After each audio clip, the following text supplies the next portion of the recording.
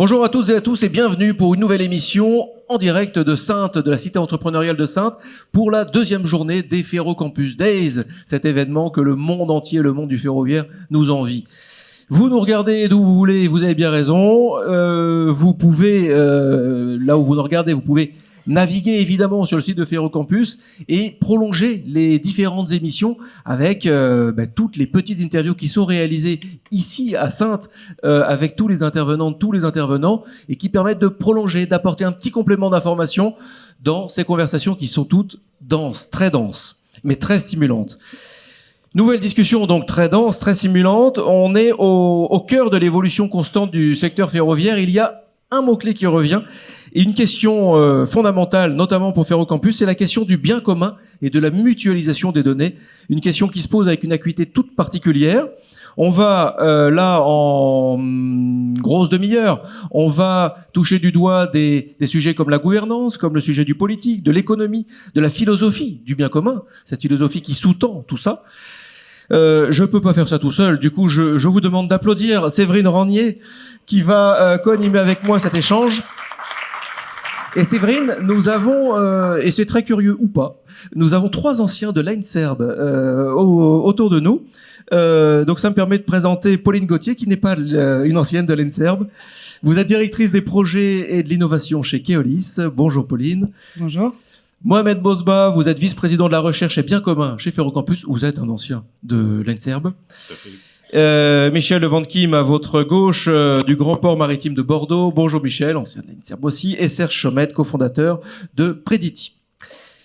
On va démarrer très rapidement et pour ça, je vais m'appuyer vraiment sur vous, Mohamed, de quoi parle-t-on, en gros? En quoi la notion de bien commun est une notion fondamentale, est une notion clé, notamment pour Ferrocampus? Alors, je pense que c'est une bonne transition par rapport à ce qui a été dit dans la réunion précédente et puis ce matin également. En fait, on démarre par... On va mettre le micro plus près de la bouche, s'il vous plaît. Peut-être on démarre par la définition par deux sources. D'une part, la notion de bien ou de bien commun, qui est une notion qui n'est pas nouvelle, qui est ancienne, qui consiste à disposer de ressources partagées. Alors, c'est pas du privé, c'est pas du collectif, ce sont des ressources qui sont partagées et qui appartiennent à un groupe ou, ce qu'on utilise dans le jargon, une communauté, et donc qui n'a pas d'intérêt privé. Donc c'est en gros entre le privé et le collectif. On a vu tout à l'heure dans les discussions et ce matin que reviennent souvent qui va s'occuper des lignes, qui va s'occuper de ceci, de cela.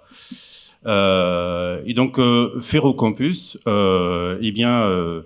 a pour ambition, et c'est pas nouveau depuis 2 ans, de porter le ferroviaire comme une notion de bien commun.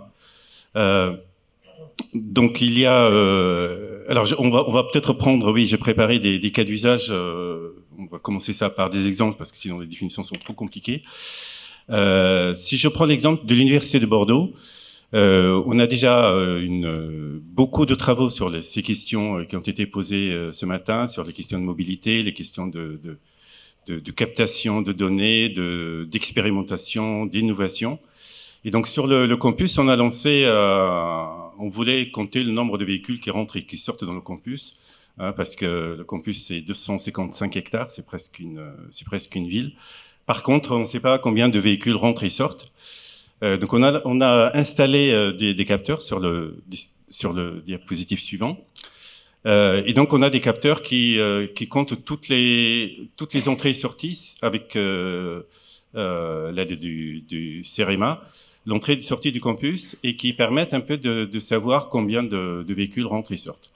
Alors en faisant ça, on s'était rendu compte que Bordeaux Métropole en même temps dispose de compteurs pas loin, qui sont des triangles verts et jaunes, et qui font quasiment la même chose. Donc on voit que là on a fourni finalement, on a trouvé des données, et nous on a accès à ces données publiques, donc c'est de l'open data. Et donc on arrive à une situation où on produit de la donnée, et on a à côté de nous un autre partenaire qui fait la même chose. Ces données sont publiques. On aurait pu ne pas communiquer, utiliser leurs données, utiliser les nôtres et produire de la valeur et rentrer dans évidemment, régler en tout cas nos problèmes. Mais c'est là où se pose la question, c'est que il y a quelqu'un qui fournit les données et l'autre, enfin qui est nous, qui arrive à produire également la même chose. Et donc comment mettre un peu d'ordre dans tout ça? Et après, ne vous inquiétez pas, je reviens faire au campus. La notion de bien commun, la notion de ressources partagées, la notion d'intérêt partagé s'applique ici, à savoir qu'on peut, et c'est ce qu'on a fait, avec le partenaire qui se trouve à côté, on a échangé, on a vu qu'ils ont des informations que nous n'avons pas, et on leur a fourni des informations qu'ils n'ont pas. Et donc on a pu, à partir de ça, optimiser pas mal d'éléments, notamment sur les flux de trafic, sur l'optimisation de ressources, sur l'extraction d'informations qui sont pertinentes. Et on a pu également avoir beaucoup plus de choses. Alors si on revient maintenant, si on essaie de généraliser, on revient sur Ferro Campus, on a commencé ce travail, on a l'ambition de le faire, et je pense que c'est un projet capital pour Ferro Campus. Et comme l'a dit Monsieur Lagrave tout à l'heure, le ferroviaire, enfin on espère en tout cas, toutes les questions d'innovation en région seront et peuvent être portées par le Ferro Campus. Donc on part avec une base commune qui est la mise à disposition par l'écosystème Ferro Campus, comme on l'a vu ce matin et comme on l'a vu tout à l'heure, de moyens d'expérimentation. On a vu qu'il y a des lignes ferroviaires, il y a également le showroom des mobilités, il y a le matériel roulant avec l'ensemble des projets, on a parlé ce matin de Stark, mais pas que, qui sont des projets innovants qui vont fournir de la donnée. Et à côté de ça, on a aussi une plateforme de données mutualisée. Donc ce qu'on propose de faire, c'est de mettre tout ça dans un modèle de bien commun, matériel ou immatériel, et de porter ce projet de telle manière à avoir des objectifs et des résultats qui sont communs. Donc ça sert à la formation. Tout à l'heure, on a parlé de la formation pour nos étudiants. Je pense que c'est important d'avoir à disposition l'ensemble de ce matériel et ces lignes et l'ensemble de ce dispositif pour améliorer la formation, mais également pour catalyser l'innovation, faire monter des collaborations. Et donc, tout cet écosystème va permettre à l'ensemble des partenaires, que ce soit des chercheurs, des porteurs de projets, des entreprises, des développeurs, de contribuer à l'innovation. Et notre feuille de route, qui a commencé, comme je l'ai dit, il y a 2 ans, c'est à terme d'avoir une dynamique, de capitaliser sur l'ensemble des projets qu'il y a, sur l'ensemble des actions, et d'être un centre d'expertise qui permet à cette filière de se développer. Merci Mohamed. Donc pour continuer, peut-être aussi un témoignage déjà de l'usage de données issues d'expérimentation. Oui, alors donc comme on le disait tout à l'heure, moi je suis cofondateur et directeur scientifique de Préditic. Nous c'est dans notre ADN d'origine en fait, puisque moi-même je suis toujours chercheur à l'université de Bordeaux. Donc j'ai un pied dans le monde académique et un pied, ceux qui me connaissent le savent bien, dans le monde industriel. Et du coup cette histoire de commun numérique, moi c'était un peu bizarre au départ, parce que quand on prend la casquette académique, on a envie bien souvent de mettre le résultat de nos recherches dans le domaine complètement public cette fois-ci, parce qu'effectivement c'est un juste retour sur la société des financements qu'on reçoit. Et si par contre je prends ma casquette industrielle, je me dis mais à un moment donné on va quand même gagner de l'argent avec tout ça. Et du coup la notion de commun numérique était un peu complexe pour moi au départ, mais j'ai compris qu'un commun numérique c'est pas quelque chose qui est gratuit. Un commun numérique c'est quelque chose qu'on va partager. On se fixe des règles pour le partager, donc il y a une gouvernance qui est associée à ça, et dans cette gouvernance et dans le mode de fonctionnement, on contractualise, ou en tout cas on précise la façon dont effectivement on va garantir la pérennité des données, la possibilité de les utiliser mais avec un retour financier sur les producteurs, et puis la façon de les gérer. Dans Préditic, en fait, on est aussi un chemin de passage finalement entre l'utilisation et la production de communs numériques. On a actuellement 2 projets menés sous l'égide, on peut dire, de Ferro Campus. Un premier qui s'appelle Mikado, qu'on mène avec GTS, donc l'ancienne partie transport de Thales, et Geosat. Donc eux sont producteurs de données. Donc nous, on va consommer, donc en l'occurrence, des informations collectées par le passage de train sur les lignes. Et à partir de ces données qui nous sont fournies dans le cadre d'un commun numérique, on va faire tourner des moteurs d'intelligence artificielle pour définir un certain nombre de choses sur l'évolution de la ligne. Donc ça, c'est la première étape. Là, on est consommateur. Donc on comprend bien ce qui se passe. Il y a une contractualisation. Il y a éventuellement un coût. Ce qui n'est pas le cas en l'occurrence, mais il pourrait y avoir un coût d'utilisation. Donc il y a un certain nombre de règles qui sont définies et qui nous permettent d'utiliser ces données qui sont ce commun numérique. Ça, c'est le premier sujet. Le deuxième sujet, on développe aujourd'hui une plateforme pour Ferrocampus, dans le cadre d'un projet qui s'appelle Ferronext, qui va justement permettre de venir intégrer des communs numériques des personnes qui vont vouloir travailler dans le cadre de Ferrocampus. Donc les données, telles que les évoquait Mohamed tout à l'heure, qui vont être produites, vont pouvoir être intégrées sur cette plateforme. Donc la plateforme va absorber sous une forme contractuelle aussi à définir des communs numériques, mais la plateforme elle-même devient un commun numérique. C'est-à-dire qu'effectivement, elle va devenir accessible aux personnes qui vont être intégrées aux différents projets de Ferrocampus. À nouveau, ça ne veut pas dire que cette utilisation est complètement gratuite. Il y a un business model qui sera à définir par Ferrocampus. Mais voilà, donc on a cette expérience à la fois d'être consommateur de communs numériques et d'être producteur de communs numériques. Et le commun numérique, en l'occurrence, qu'on produit nous, c'est pas des données, mais c'est plutôt une plateforme. Donc merci pour cette information. Donc là, on voit très bien que sans commun, des PME n'ont pas accès à la filière ferroviaire. Néanmoins, ce sont des acteurs essentiels et notamment un axe stratégique, c'est l'intelligence artificielle qui est travaillée au sein du réseau R3 Mobilité. Donc je sais aussi qu'en Occitanie, l'IA, c'est quelque chose d'important. Et plutôt que de former nos doctorants, nos chercheurs sur des données issues du grand public, autant les spécialiser sur les données de transport, parce que demain, ils nous aideront aussi à trouver des solutions ambitieuses. Donc par rapport à tout cet environnement de biens communs, un acteur est vraiment très très en avance, c'est le port de Bordeaux, qui a développé un jumeau du port par nécessité, on pourrait dire, et par complexité. Est-ce que vous pouvez nous expliquer ? Oui, alors voilà, quelle introduction. Là, j'ai un petit peu le stress là, de dire qu'on est très en avance. Oui, alors en effet, oui, quand même, on peut le dire, on l'a fait. On l'a fait, ce jeu numérique. Alors pourquoi on l'a fait ? Alors, je suis directeur du développement et de l'innovation au Grand Port Maritime de Bordeaux. Donc, le challenge qui m'a été donné au départ, dans la prise de fonction, c'est est-ce que tu peux imaginer le port de demain, en sachant que le port va être confronté à tout un tas de transitions, de challenges, changement climatique. Il faut vraiment passer dans l'ère du post-fossile. Je pense que tout a été dit ce matin.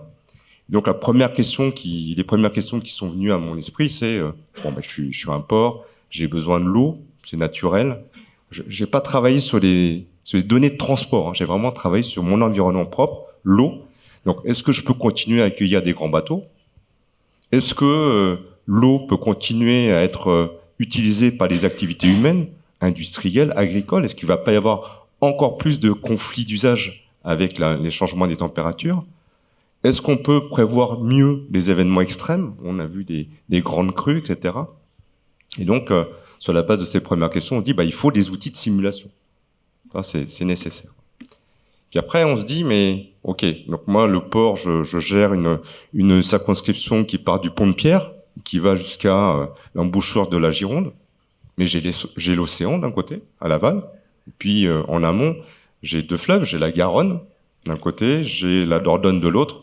Donc ça veut dire donc je peux pas travailler tout seul. Il faut que je travaille avec une communauté. Et puis enfin, il faut des outils numériques, il faut des mathématiques, puisqu'en fait l'eau, on parle de mécanique des fluides, donc il faut comme des maths, il faut des sciences, des équations, il faut des données. Donc ça tombe bien, des données on en a. On a tout un tas de capteurs tout au long de l'estuaire. On appelle ça de l'IoT, je crois maintenant, mais en fait on fait ça depuis plus de 30 ans au port de Bordeaux. Et donc on a des données physiques qui permettent derrière de caler les modèles numériques que nous avons. Puis en cheminant, on se dit mais oui c'est bien tout ça, mais en fait il faut de la puissance de calcul. Donc, on a des données, des modèles, des contributions, il faut de la puissance de calcul. Comment on fait pour travailler ? Donc, finalement, nous notre résultat, c'est qu'on a travaillé sur une plateforme générique d'hébergement de jumeaux numériques. Donc on a mis tout un système en place Et le système que vous voyez au milieu, la surveillance du fleuve qui s'appelle GIROS, a été conçu dans le cadre d'un partenariat d'innovation. Donc c'est une forme particulière de marché public qui permet en fait d'embarquer avec vous des gens qui font de la R&D et à la fin de choisir une société qui va développer l'innovation que vous avez choisi de mettre en œuvre. Donc c'est exactement ça qu'on a fait et tout ce qui est numérique est stocké dans la forge numérique portée par le cluster Naos. Naos, c'est Nouvelle-Aquitaine Open Source. Donc on le voit bien, là, on est dans la notion de biens régionaux, puisque le fleuve, là, on le sait, il traverse la Nouvelle-Aquitaine et puis il prend sa source quand même en Occitanie. Donc voilà ce qu'on a fait. Et c'est vrai que tout à l'heure, dans l'illustration, on a évidemment abouti à ces outils de simulation sur l'estuaire de la Gironde, de façon générale, mais on a également pu appliquer ce qu'on a fait sur le Saint-Laurent, ce qui montre le caractère réplicable et évident de ce qu'on fait. Alors par contre, peut-être pour finir en disant on n'a pas tout réussi quand même, sinon ce serait trop facile, et on serait peut-être pas là pour le témoigner.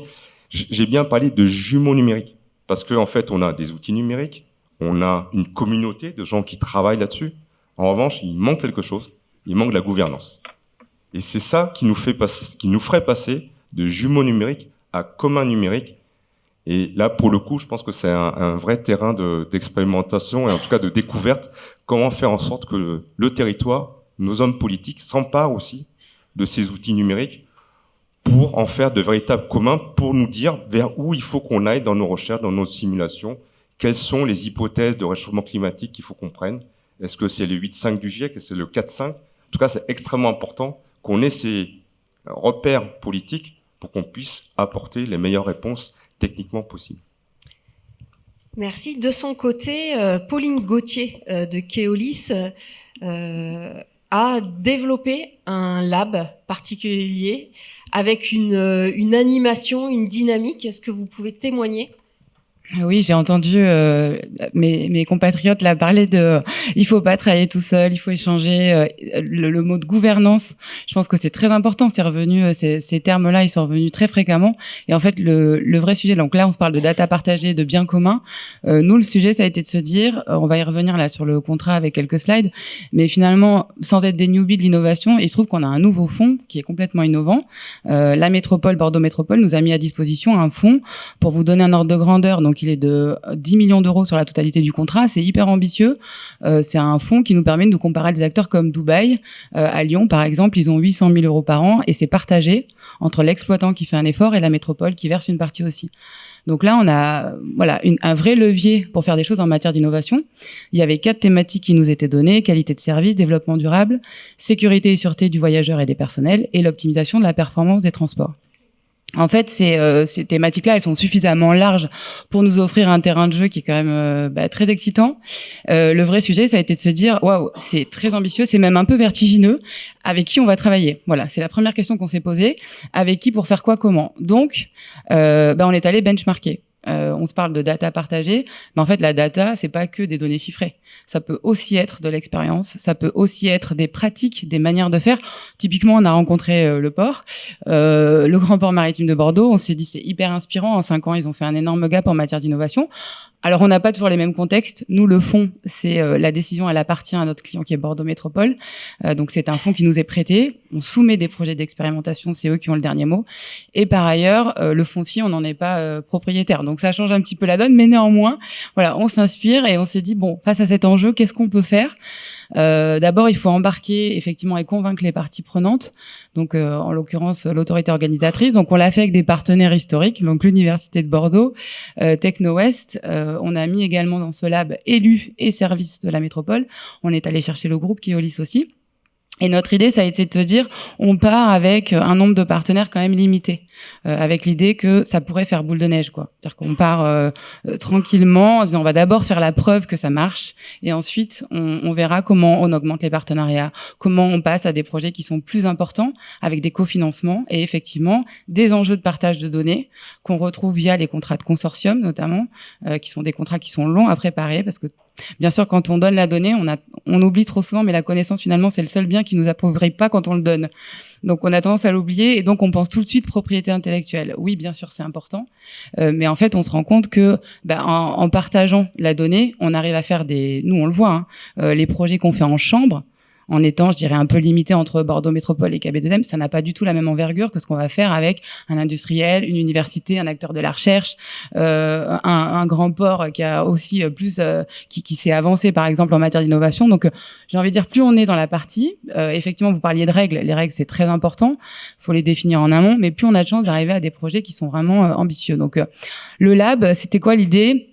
Très simplement, il a fallu anticiper et préparer. Donc oui, on a benchmarké. Donc on est allé rencontrer des grands groupes, L'Oréal, BNP Paribas, des groupes aussi qui ont une position aussi locale. Le Grand Port Maritime, on en a parlé, mais aussi Enedis, Cdiscount. Et on a regardé comment vous vous y prenez en matière d'innovation. Donc quand on parle de data partagée ou de pratiques partagées, on leur a demandé comment vous la pilotez en interne, l'innovation. Clairement, comment vous faites émerger des idées. Vous parliez tout à l'heure de quand il y a une idée qui émerge, elle passe par quel canal ? Bah oui, c'est des questions qu'on se pose. Nous, aujourd'hui, on se demande comment on va chercher les acteurs sur le terrain. Voilà, l'innovation, ça doit pas être que des cadres et des agents de maîtrise. C'est aussi du personnel de terrain, des mainteneurs, des conducteurs. Eux aussi, ils doivent porter l'innovation. Donc, ça se prépare. Ensuite, on se dit aussi, pour innover, il faut qu'on se rencontre. Donc ça veut dire qu'il faut des lieux physiques. Ça peut pas être juste une plateforme. On perd on fait vraiment une économie de valeur ajoutée.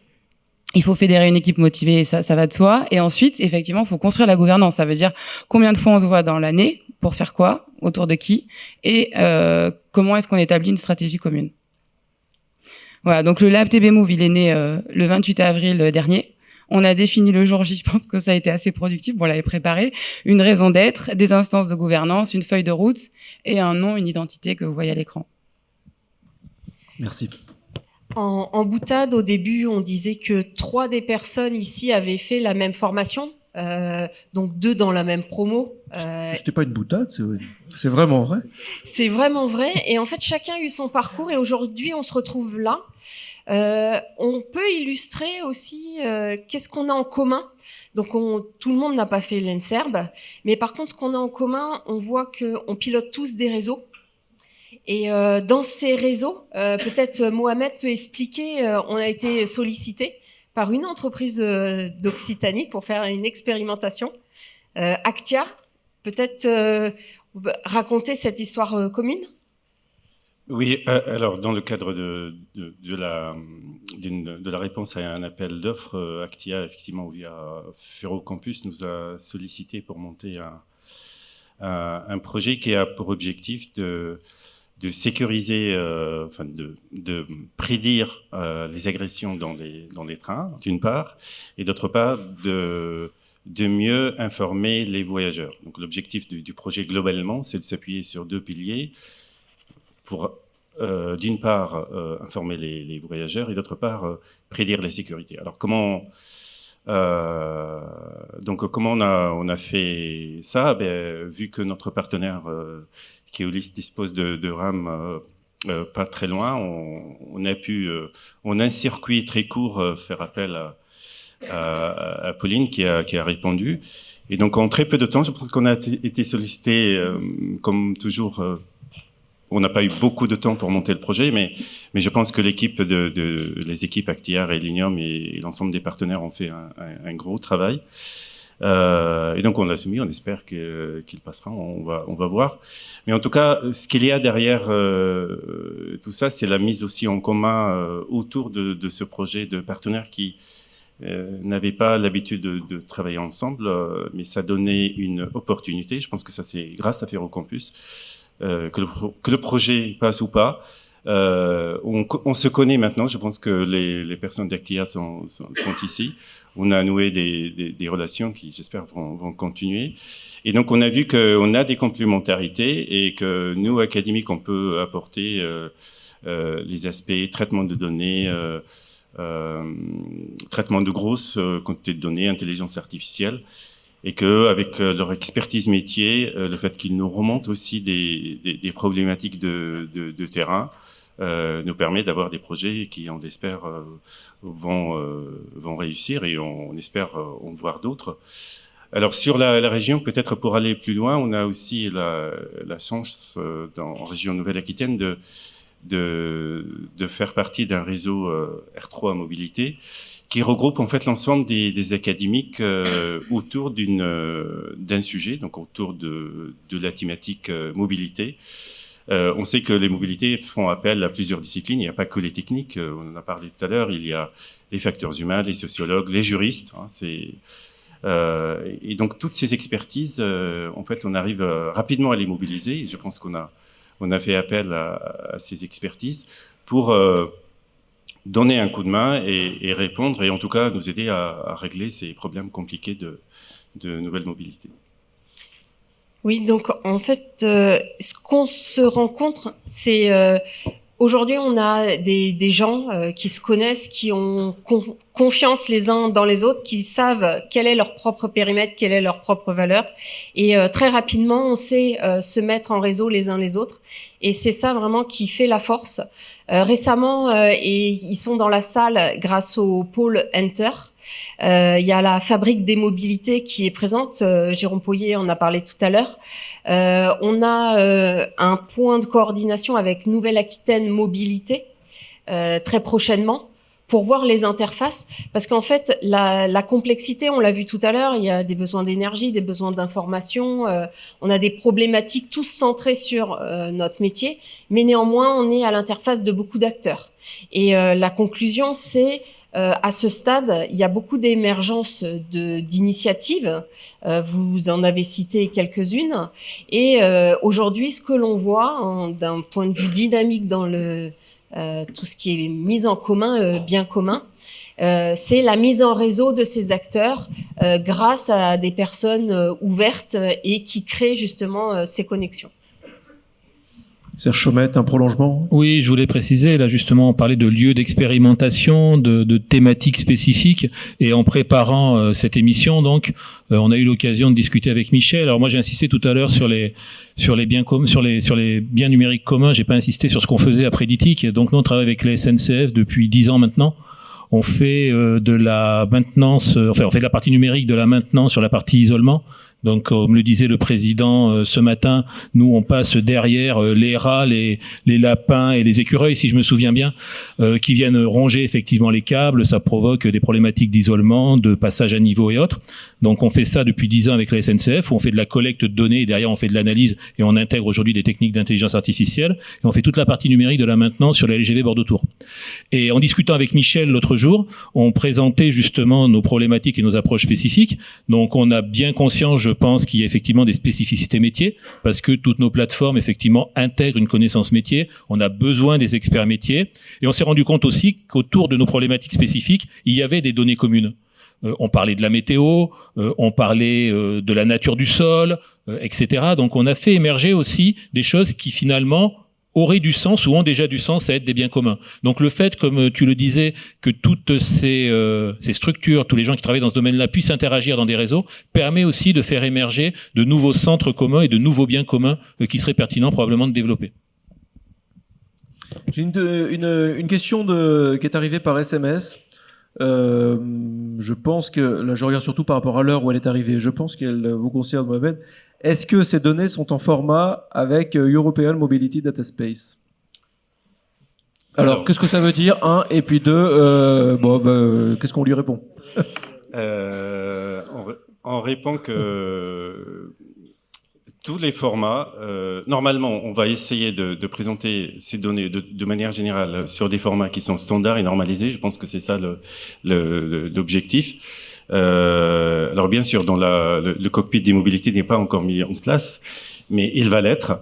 Et je pense que on va essayer de faire en sorte que l'ensemble des données, nous on l'a fait pour la partie mobilité dont j'ai parlé tout à l'heure, on va faire en sorte que les données qui sont disponibles vont être des données qui sont standards et normées.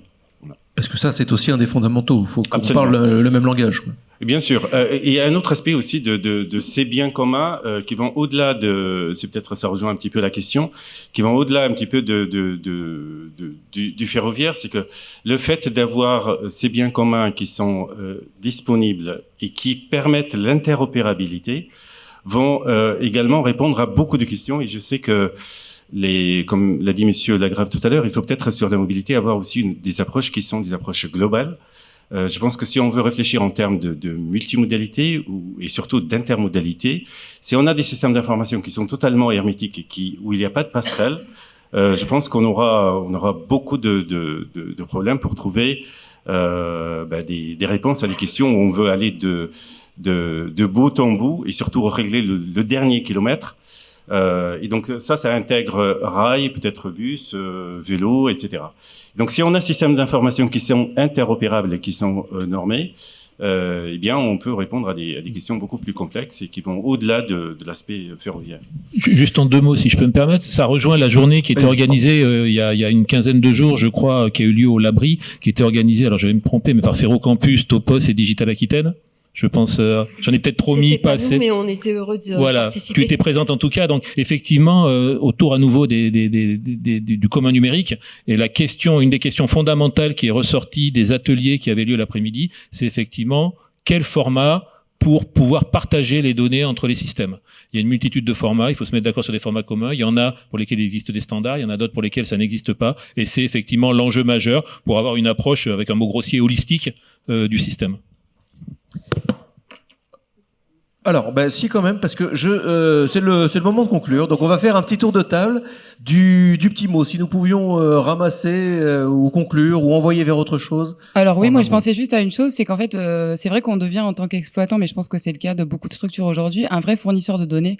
Depuis la loi LOM, nous, on est vraiment tenu de fournir beaucoup plus de données, et c'est le cas d'ailleurs à l'autorité organisatrice, mais aussi à l'usager, parce qu'in fine, c'est à l'usager que ça profite.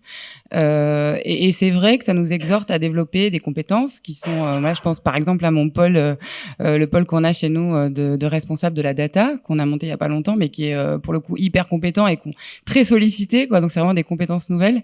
Et la vraie question que je me pose, là on est plutôt dans une phase où effectivement on donne toute la donnée. Donc côté Bordeaux Métropole par exemple, on a énormément de choses. On a TBMix qui est une plateforme qui permet de rejouer une journée de transport. On a le SaaS d'export des données où on met à disposition vraiment toutes nos données. C'est aussi, je trouve, la donnée un moyen de recréer de la confiance ou de créer de la confiance avec l'usager de transport qui peut parfois être dans la défiance, nous les premiers, en disant mais ça marche jamais, ils nous disent pas tout, ils nous cachent les vraies raisons, etc. Donc je pense que c'est un vrai moyen de créer de la confiance. Il faut pas l'oublier. Et surtout, on est dans une phase ascendante qui, à mon avis, va faire que dans les années qui arrivent, la vraie question, mais on se la pose déjà, c'est il faut la rationaliser un peu, quoi. On en a pas trop parlé, mais c'est la frugalité numérique. Comment est-ce qu'on fait en sorte d'avoir une donnée fiable, de qualité et peut-être un tout petit peu moins nombreuse. Oui, on peut poursuivre dans ce sens-là. Juste très vite, parce que j'ai beaucoup parlé déjà. Juste sur le positionnement de la valeur, c'est un sujet aussi qui me paraît intéressant, c'est-à-dire que toutes les discussions autour des communs numériques a le mérite, je pense, de repositionner la valeur de ce qui est produit au bon endroit. C'est-à-dire que pendant de nombreuses années, on a été sur une valeur qui était techno. Ah, tu peux faire un système super compliqué qui fait des trucs pas possibles, il y a des moteurs d'IA à l'intérieur, c'est génial. Qu'est-ce que ça fait? Je sais pas, est-ce que ça sert? J'en sais rien, quoi. Ce qui est important, aujourd'hui, on le voit à travers toutes les discussions qu'il y a eu, on a beaucoup parlé des cas d'usage, et donc on repositionne la valeur, non pas sur la façon de faire les choses, mais sur ce qu'on obtient à la fin. Et le commun numérique, c'est aussi ce qu'on obtient à la fin, et je pense que la vraie valeur est là, y compris pour si je prends ma casquette d'industriel, la valeur qu'on produit, c'est finalement pas la façon selon laquelle on le fait, parce qu'il y a plein d'entreprises qui savent faire, plus ou moins bien, mais tout le monde, sait à peu près faire. Ce qui est important, c'est ce qu'on produit avec les utilisateurs pour répondre effectivement à leur vrai cas d'usage. Merci Serge Chaumette. Michel Levent-Kim. Ouais, je peux peut-être compléter ce que tu dis, Serge. Je pense que c'est très important que les maîtres d'ouvrage intègrent ce fonctionnement de commun numérique. C'est-à-dire qu'il faut aussi que nous, les donneurs d'ordre, quand on commande une étude, par exemple sur le fleuve, qu'on ait dans la tête, oui, ces études, on doit les reverser dans le commun. Et donc, du coup, nous, on a développé un certain nombre de clauses qu'on peut insérer relativement facilement dans un cahier des charges. Le but du jeu, c'est aussi d'évangéliser. C'est pas simple, parce que moi, la première question qu'on me pose, mais pourquoi vous avez fait tout ça? Vous êtes fous, quoi? Pourquoi vous voulez partager les données? Où est le piège? Non, en fait, aujourd'hui, non, il n'y a pas de piège. Aujourd'hui, on est tous, et je crois qu'on l'a entendu beaucoup ce matin, il y a de moins en moins de moyens, donc il faut utiliser l'argent public au mieux, et donc développer des communs numériques dans lesquels chacun peut contribuer. Ça, c'est un outil précieux. C'est pour le bien de tous, donc ça c'est vraiment important d'avoir en tête, faciliter la tâche, et donc ce n'est pas qu'un outil technologique, c'est aussi un outil juridique. Il manque peut-être une personnalité morale à ces communs, donc une gouvernance, un ensemble de dirigeants pour dire vers où on va. Ça c'est pour moi un élément sur lequel on doit avancer assez vite pour mobiliser derrière les fonds, les moyens humains pour faire pérenniser ces initiatives.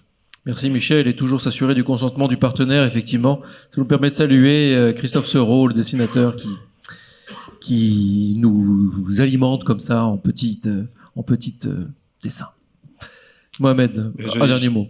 Oui, le dernier mot, je pense qu'à Ferrocampus, il y a un gros travail qui est fait par les équipes de Ferrocampus sur ces questions de bien commun et notamment sur les aspects data.